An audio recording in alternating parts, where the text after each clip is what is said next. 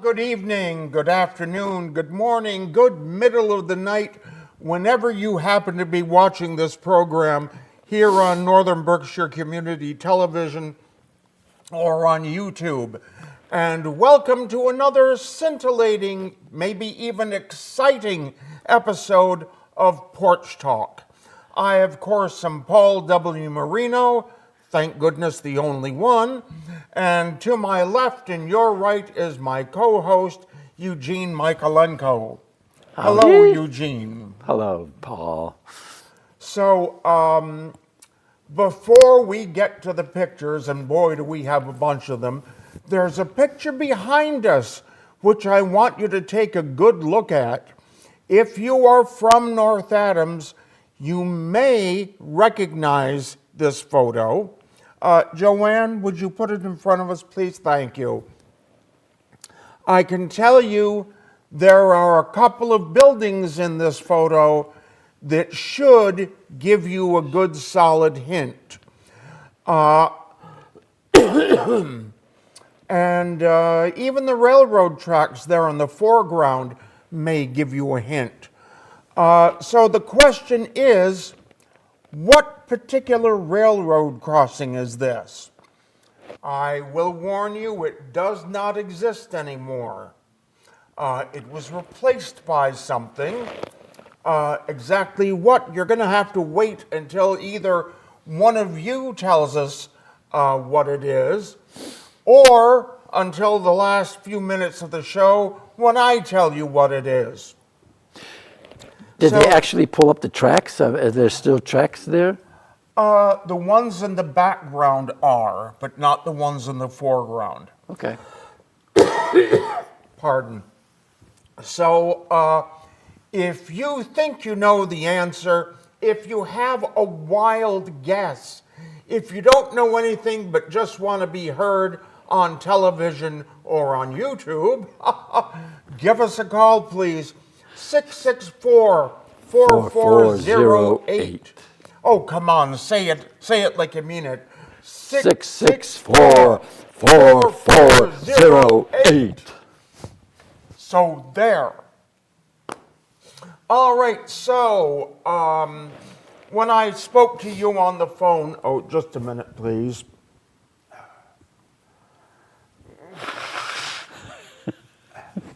I've got a cold I'm getting over. And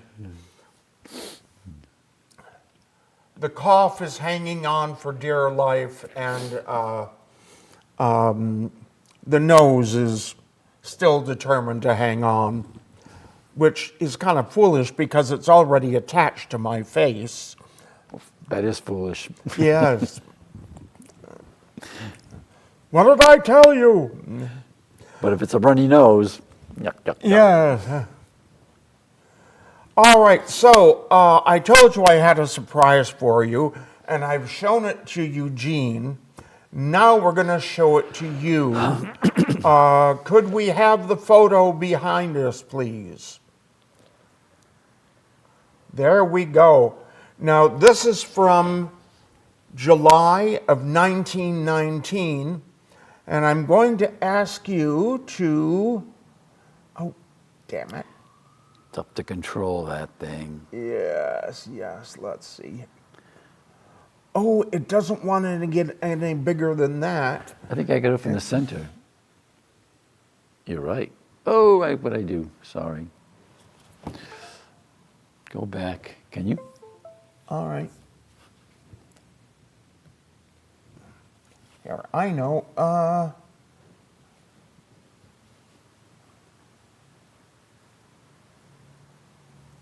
Hey, there we go. Okay, thank you. It does what it wants to do. Let me try it with the mouse. Oh, Yes, there we go. Now, I want you to notice what it says here. The picture novelty of this summer season, a romance of North Adams, produced in North Adams and enacted by local people.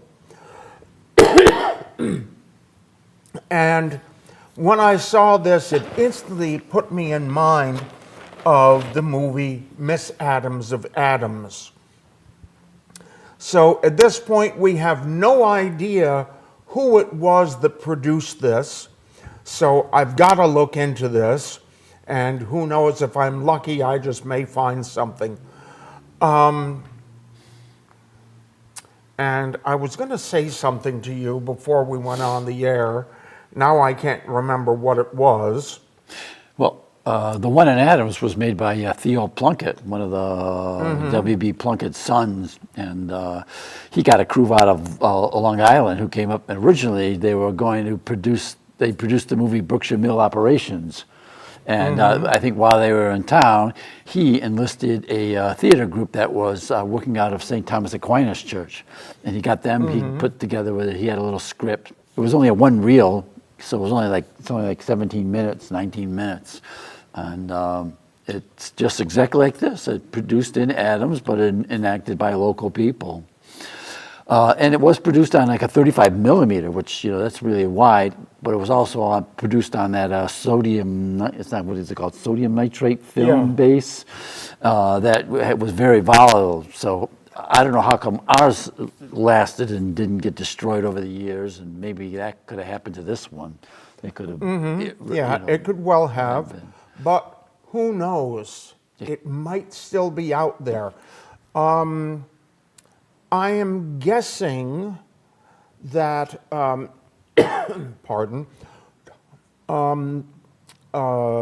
C.Q. Richmond might have had something to do with it. He was involved in the Mohawk Trail pageant that happened in 1913. So maybe there were still a lot of people who were in that were interested in participating in this only 6 years later. But Miss Adams of Adams was also a romance, Miss Adams coming to town, and all the boys were trying to court her, but it was she was waiting for the man of her dreams, Theo Plunkett, and he arrives at the end and takes her away, much to the chagrin of all the men left behind, rejected by her. Oh, well, that's the way it goes. The heart wants what it wants. Now, let's see here. Now, this is something that I may have somewhere else in my files, but I forgot all about it. And I can see I'm going to have to go back and capture more of the article. But this is Mrs. Rose Isbell, who was a clerk in an Ohio regiment, was near Washington, D.C. at the time of Early's raid. And then notice what it says after that. She made a flag for the Johnson Grays. And it was woven here in North Adams. Use the mouse. Yeah. Appropriate ceremonies before they left for the front. On their machines in the print works, this flag was made.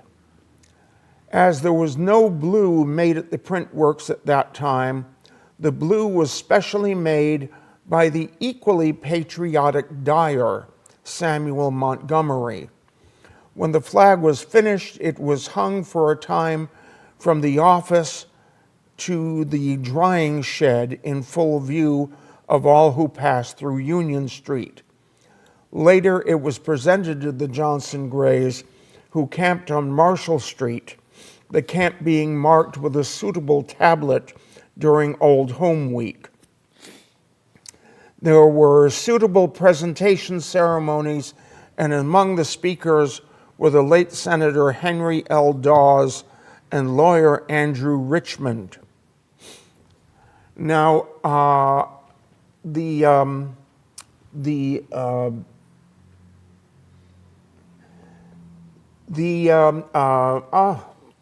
State House has a room devoted to articles from the Grand Army of the Republic.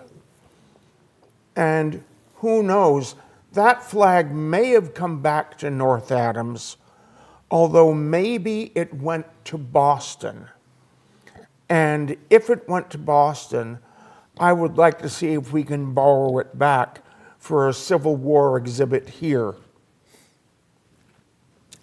That would be spectacular. All right, now I want escape. I want to escape. Oh! Okay. Close that, and we will open the Plunkett's photos. Oh, we can use it. Okay. And full page. This is all the Plunketts that were important in Adams.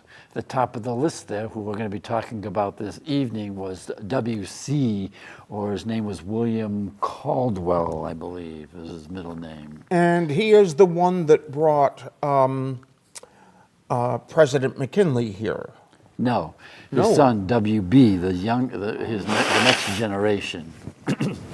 He was on the governor's council, and he did have a lot of connections in the Republican Party.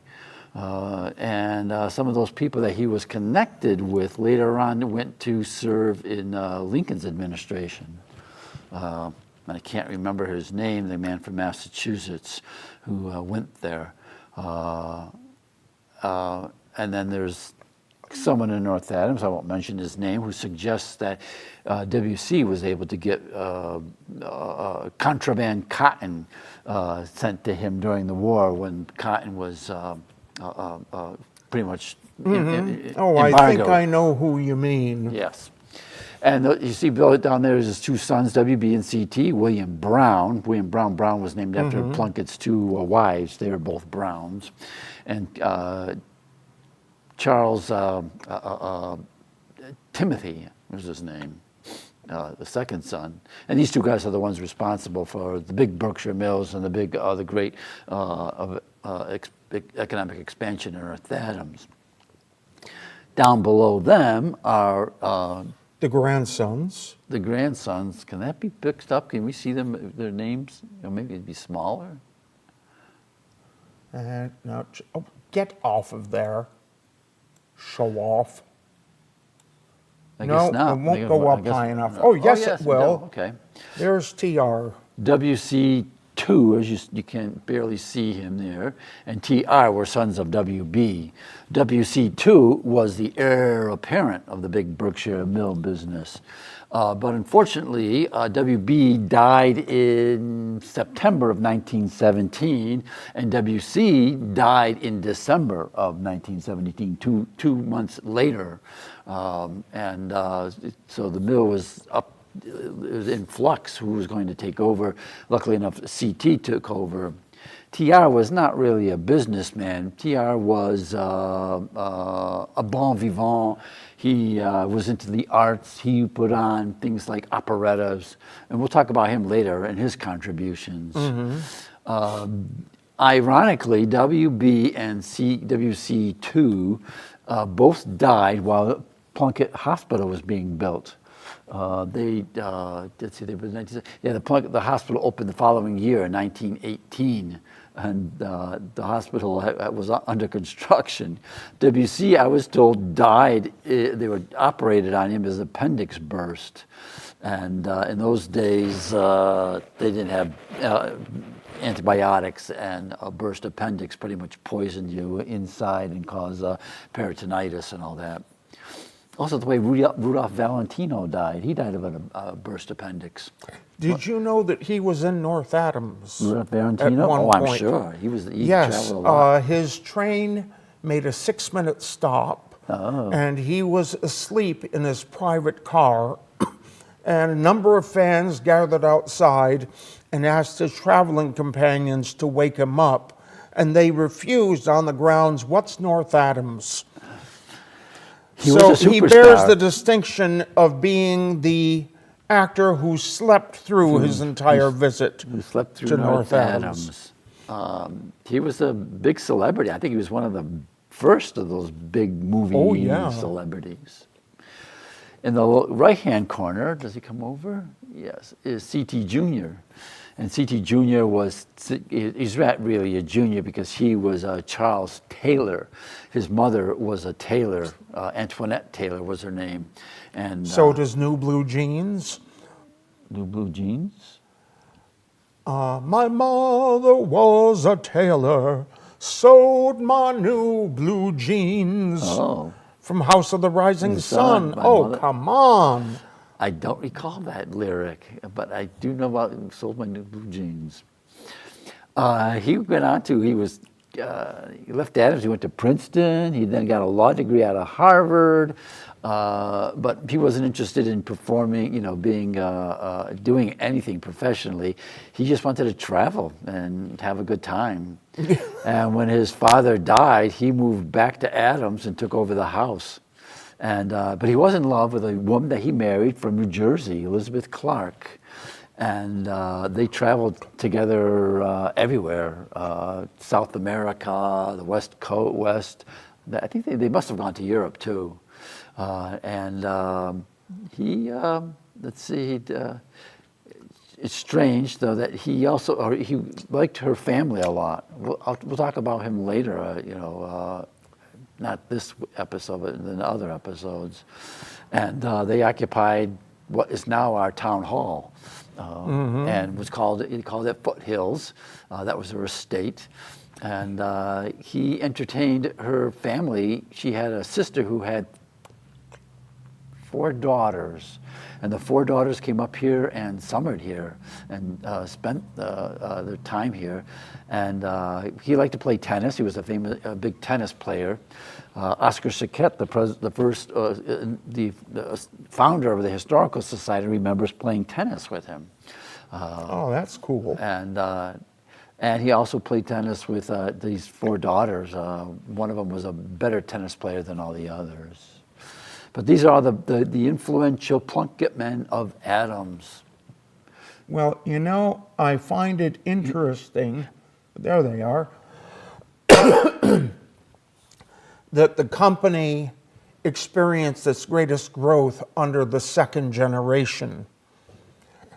Not really. Well, you said that they were the ones who were... Oh, WB and CT? You mean? Yeah. Oh, that's second generation. Okay, yes, definitely. Very much so. Yeah, because in North Adams, Hunter Machine experienced its greatest growth under the third generation. Oh. Well, the reason the WB and CD prospered so well is because they they influenced Bill McKinley to create the McKinley Tariff. And the McKinley Tariff went into effect in October of 1890, and these 2 guys put together a bunch of investors and originated Berkshire Cotton Manufacturing Company. And it was built in 1889, and their first cotton left the doors in September of 1890, just in time to enjoy the tariff and the fixed prices that they and they went on to expand the mills over the next 10 years. They built 3 more mills, so there were 4 huge mills. But they took advantage of them government. all by themselves. Yeah, right. Yeah, they laid the bricks. How many bricks have you laid today? Yeah. 300. Well, I laid 400. Well, these guys were smart. They took advantage of, they created, they helped create the tariff, and then they prospered off of it. Mm-hmm. So, smart boys. Well, as I was about to say, James D., the company was started by James Hunter and his eldest son, James Irwin Hunter. When James D. graduated high school, his father sent him to Worcester Polytech. And when he graduated, he came back home, and his father started him at the bottom as a machine operator and made him work his way up to foreman, plant manager, plant engineer, and put him through every office in the company, so that by the time that James E. was ready to retire and James D. was ready to take over, He knew that company inside out and had experienced its greatest growth under him. He was the first one to arrange his money into trust funds Oh. for when he died. And I gather that every subsequent generation did things the same way. You know, the eldest son went to school and learned something that was valuable to the business, and then came back and worked his way up from the bottom. The present James Hunter, James Menon Hunter, worked there when he was in high school and when he was in college. And when his father and uncle sold the business, he left. When they bought it back, he came back and worked there until it was sold again. And then he went to New Jersey and worked with his mother's family, the Menons of Menon Toiletries. Plus, the second generation of hunters must have been enjoying the great economic prosperity that was occurring here in North Adams, because the first one started, what, in the 1840s? Yeah, thereabouts. Yeah, and the second one had been here after the Hoosick Tunnel was built and all the factories really, the industrial, North Adams became an industrial center. Northern Berkshire became an industrial center. So he was living at the right time in his in the economic history of our area. Yeah, his son was born at the right time, to use the expression, that man in the White House. Oh. Yeah, money probably grew on trees in those days. Yes. You know, there's a neat story along those lines where a group of hicks up in the hills, they go down into the city to buy a new car, and they get taken for a ride.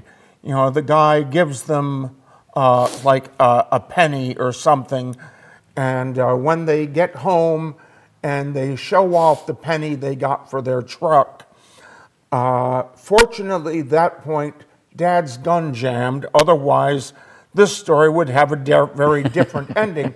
So the penny gets tossed out into the yard, and a tree grows, and the leaves are $1 bills.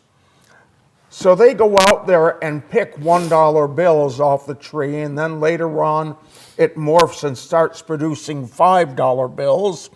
So they pick a lot of those, and then it morphs again to $10 bills, and they pick a bunch of those, and they go down into the city again to the same auto dealer, and they buy a really souped up ride.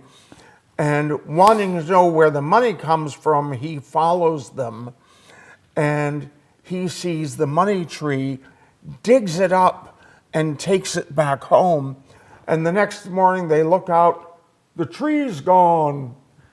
Big deal. So ultimately, the nasty auto dealer gets arrested because when he's picking the leaves, it's in the middle of another morph, and it's now growing $15 bills with William Harding on them.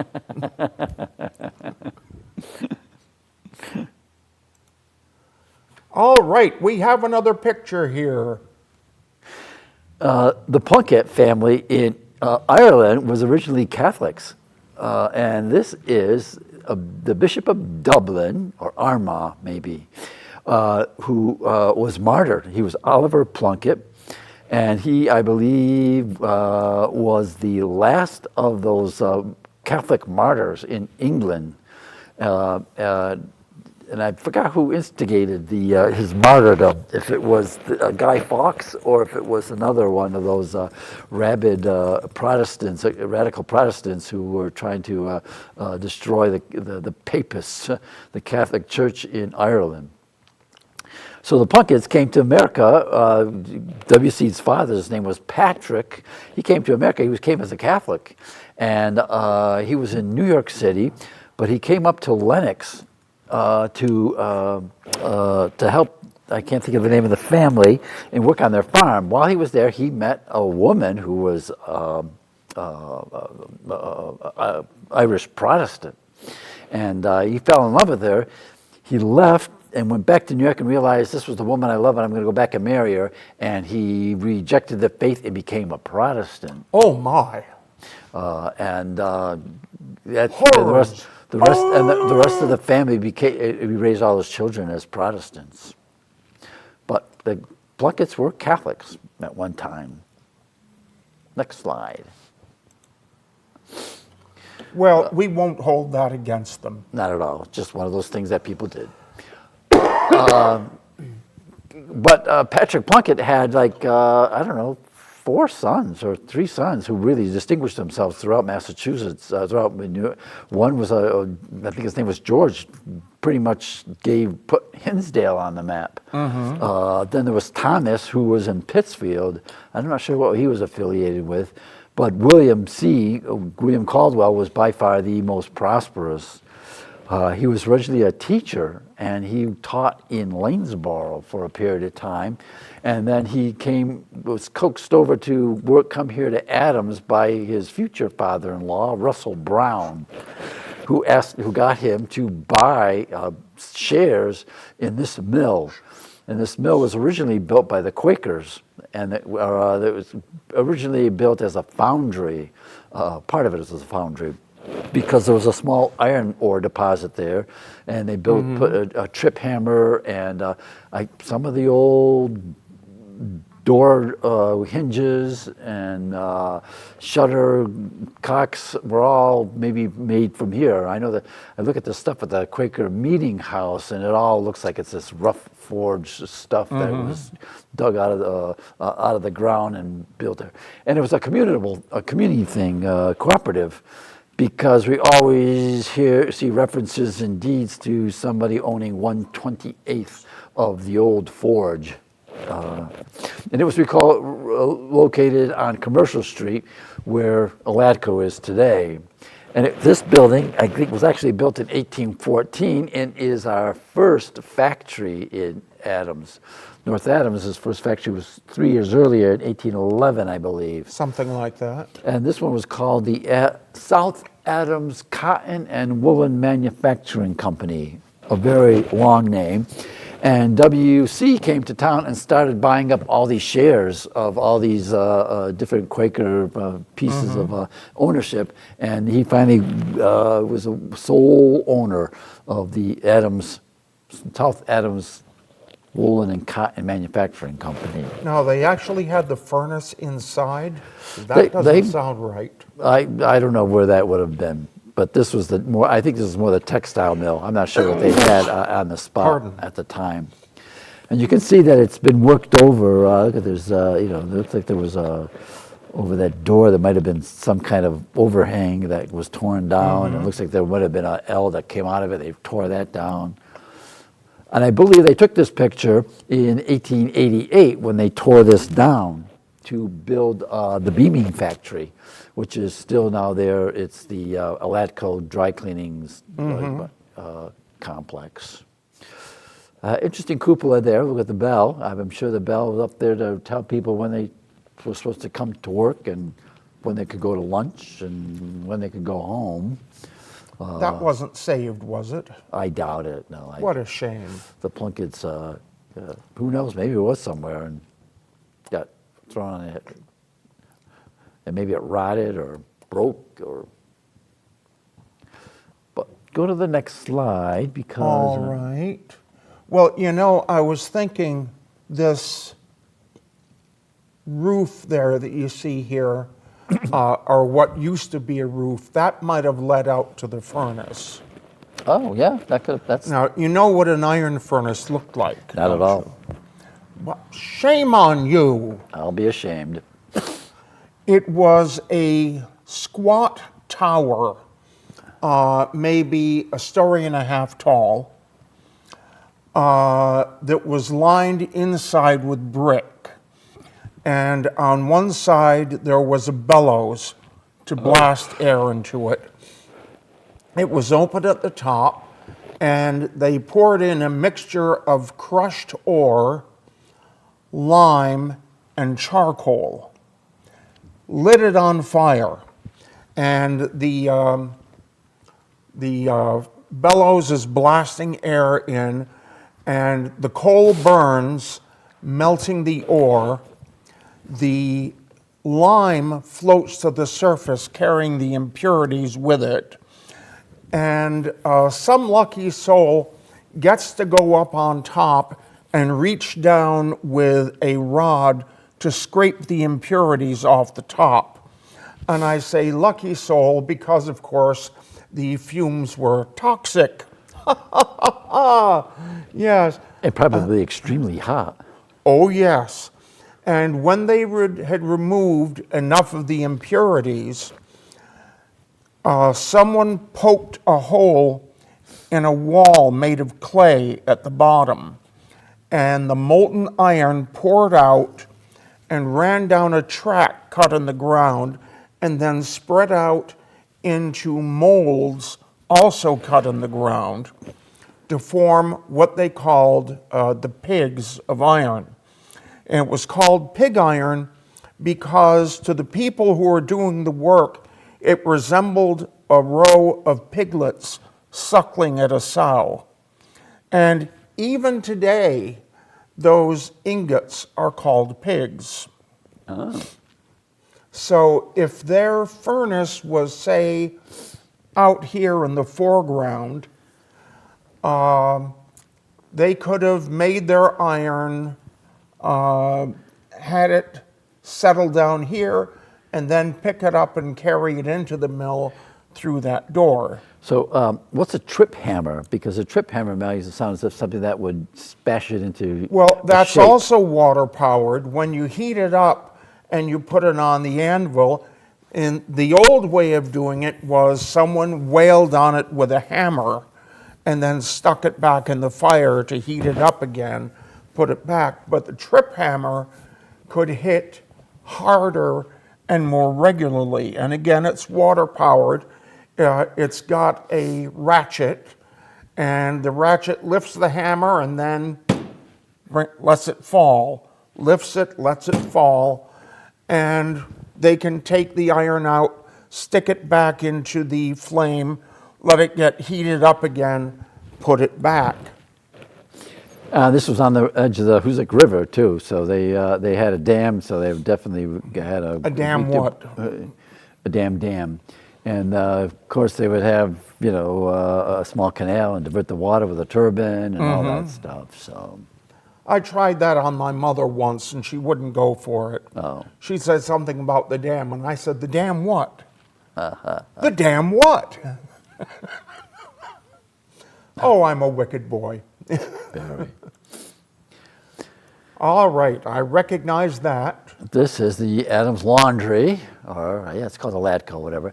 And you'll see the Plunkett's are big on memorializing their buildings. You see the bottom date says 1814 to commemorate that initial building. Oh, yes. And then I never noticed that before. And then at the top they put 1888 to commemorate the second building that occupied its place. And that looks like a stained glass window under it. Yes, it is. There's some interesting windows in the second floor. There were also interesting windows on the first floor, but the place was modernized when it became a laundry, and so it has those. You can see the arches there, where there was probably an arch window and something more fancier than what's there now. Do you have a photograph of that window from the inside? No, not at all. It might be worth getting Maybe. before anything happens to it. This picture was actually taken in 1978, so it's probably still there. C.T. WC had nothing to do with the 1888. He died in 1884. And the reason they built this mill in 1888 is because they were renting or leasing a building on Hoosick Street where Brookshire Square Apartments are, Brookshire Mill number 1. There was a big fire there on Christmas Eve in 1886.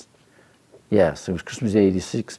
In 87, the place was pretty much destroyed, and by 1888, they decided they had to build a mill to replace what they lost on. And then the year later, 1889, they went and built what's there now. And they also, if you go by there on Hoosick Street, they put 1889 in big granite letters there.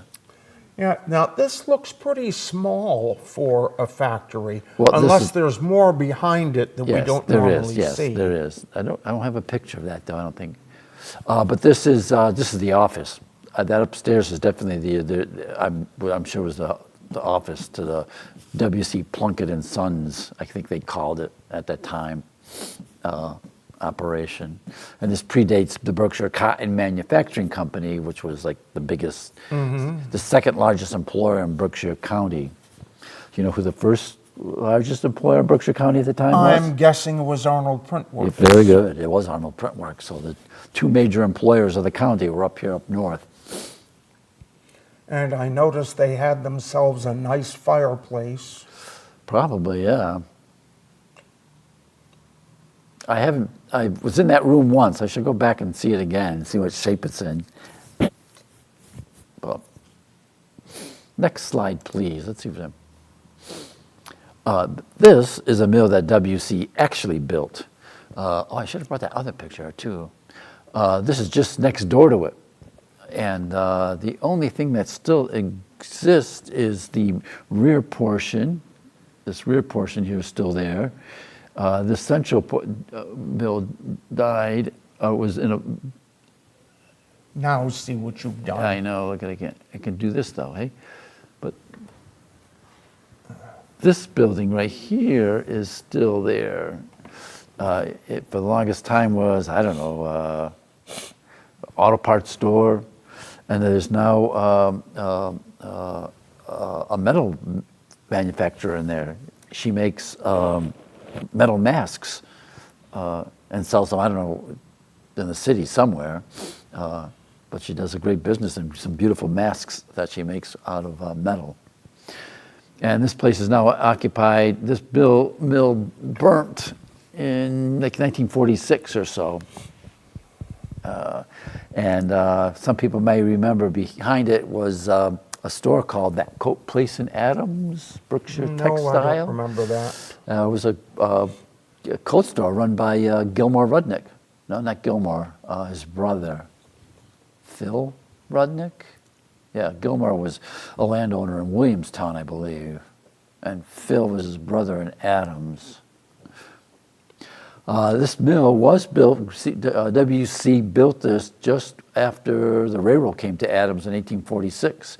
This building was put up in like maybe 2 or 3 years later after the railroad came here.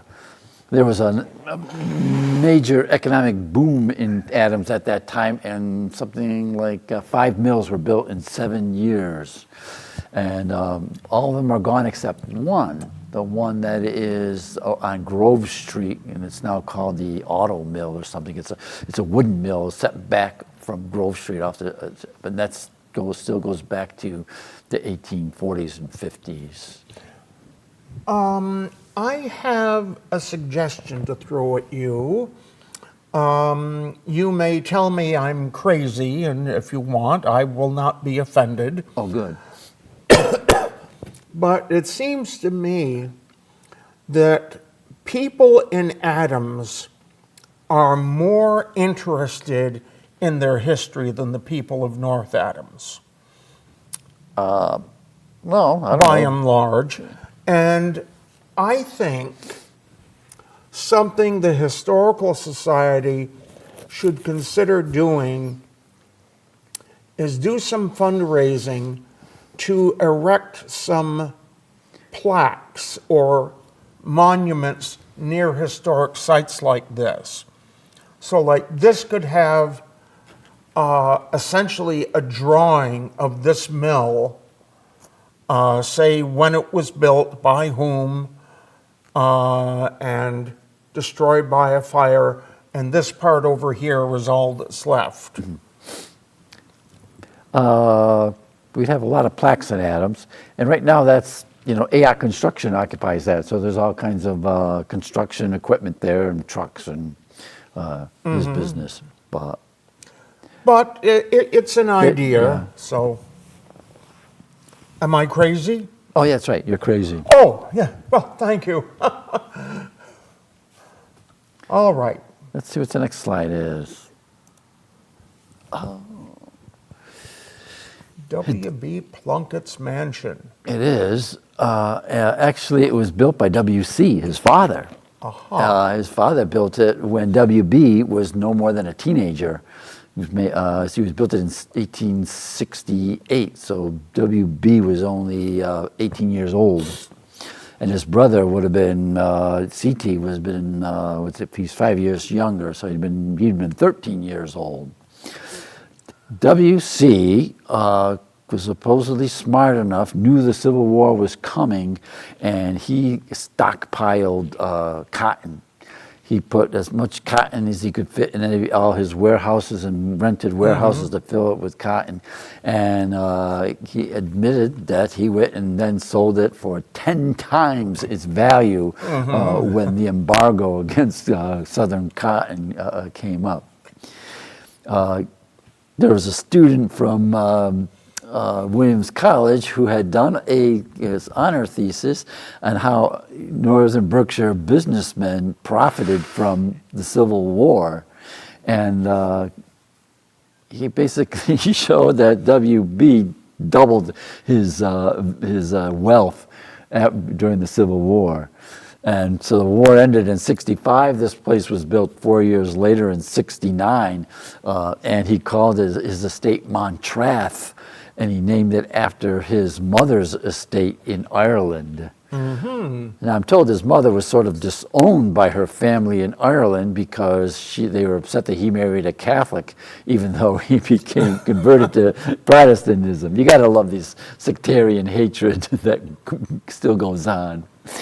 But this is also the location that entertained where William Plunkett came and visited, and we have pictures of William Plunkett on the porch of this place with William McKinley. William McKinley with William Plunkett and Charles Plunkett on this place.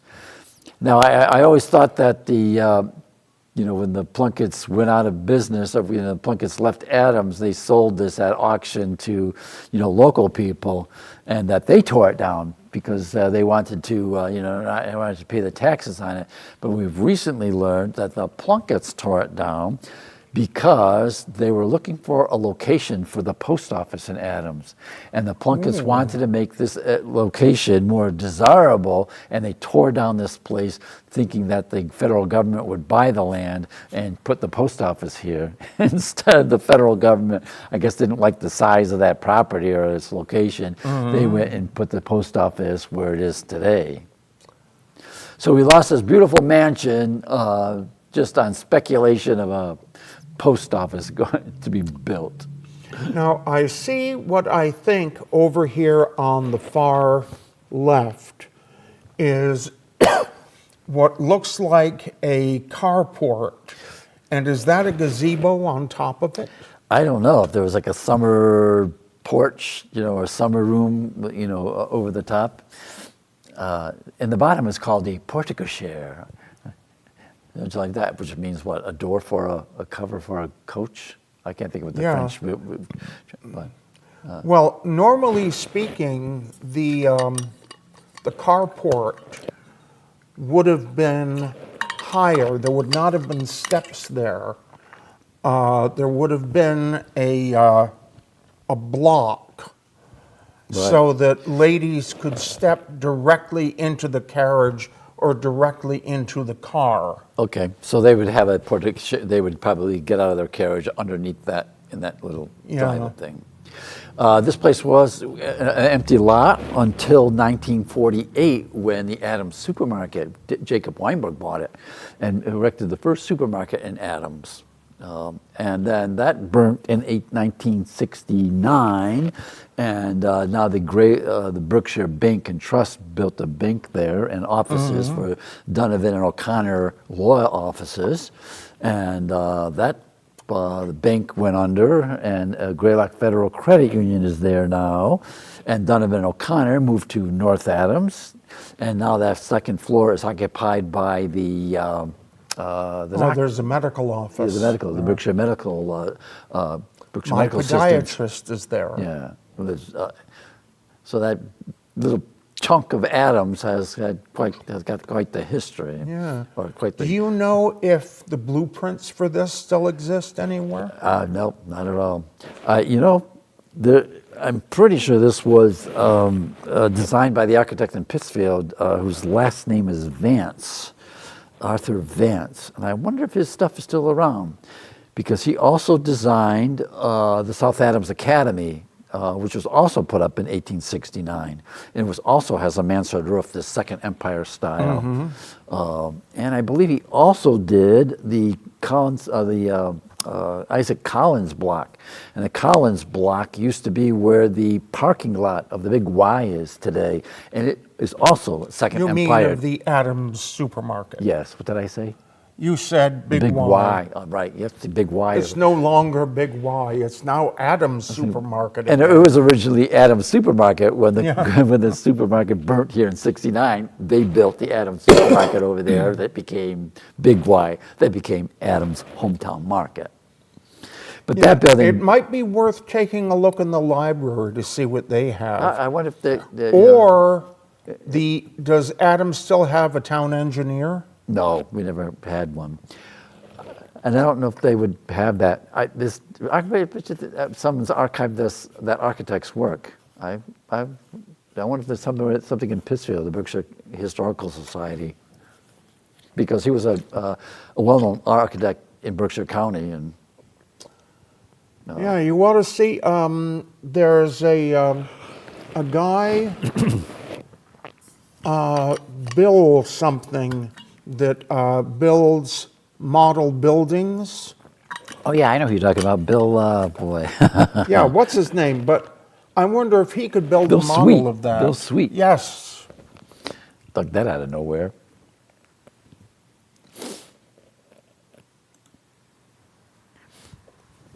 And that, of course, is the Congregational Church. After W.C. built his mansion, and he went and built this place. He was a major donor, and the Plunkett family had always been a major donor to this and very active in the Congregational Church in Adams. W.C., in fact, was one of the founding members of the Congregational Church in 1840. The Adams was basically a Baptist and a Quaker town up until then, and he got here in 1829 or 39. I can't remember. I think it was 29. And he saw Did the the need. Quakers cause a lot of earthquakes? Here.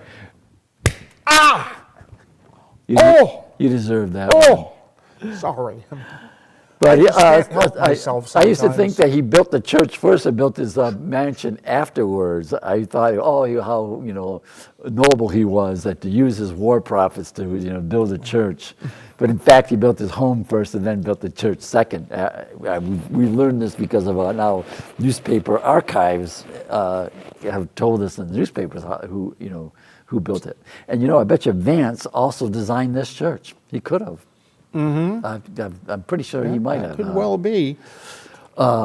His kids, later on, WB and CT built the parsonage and the parish hall, which you can see only part of it there. They built that. There were bridges connecting all three. Yes. And they endowed the church too. I don't know how much they're still making off it, off those endowments if it's supporting them. But it is one of only three churches in Adams that's still in existence today. At one time there was 7 churches in town. 4 of them are vacant. And 3 of them are still, operating. The Methodist Church I know is vacant. The Universalist is, the Baptist is, and so is the Episcopalians. So there's actually 5 that are vacant because St. Thomas Aquinas is also vacant. So there's 5 churches that are vacant. But this is another contribution to Adams from W.C. Plunkett and his children as well. And we have about 8 minutes to go. Was there one more picture? Yeah, we can talk about WB next time if you want to go to the other image, but... Oh, well, it won't take long. Okay. WB, here he is. This is, it says it's taken in 1870. He was sort of the brainchild of, he became friends with Bill McKinley, probably contributed to his campaign as a representative out of Ohio. And in those days, it was the duty of the legislature to come up with tariffs, not the president. Nowadays, we have Donald Trump saying he's going to tariff everything. In those days, that duty was of the Congress, and I'm not sure when they gave it to the president. Interesting, though, that McKinley instituted this tariff, and it was going to raise prices on goods to all the poor farmers. And the farmers could not sell their goods overseas because they were tariffed out. And so the tariffs and the whole populist movement, William Jennings Bryan and all that, opposed to the big industrialists of the East, making their lives more miserable while they were getting, the rich people in the East were making more money at the expense of the poor farmers out West.